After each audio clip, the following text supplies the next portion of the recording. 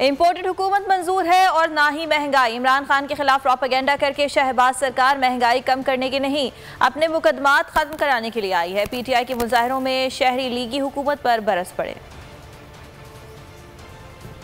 70 साल से इतना ज्यादा महंगाई मैंने कभी भी नहीं देखा है। लोग खुदा की कसम खुदकशी कर रहे हैं। ये रूस से क्यों वादा नहीं कर रहे? ये डरते हैं। किससे डरते हैं? अमेरिका से। उनके जूते चाटते हैं ये लोग। ये कैसे उनसे मुआहदा करेंगे? इनको शर्म नहीं आती। अवाम मर रही है, अपने रिक्शे चला रही है और ये लोग बाहर गुलछड़े उड़ा रहे हैं।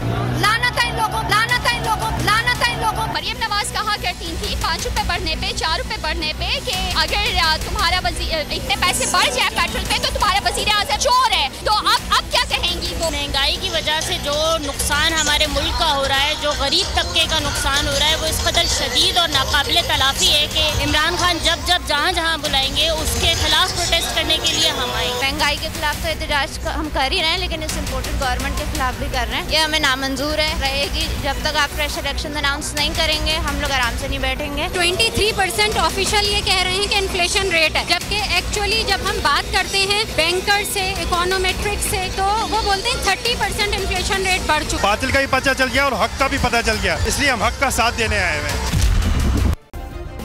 सब्सक्राइब करें और बेल दबाएं ताकि कोई खबर रह न जाए।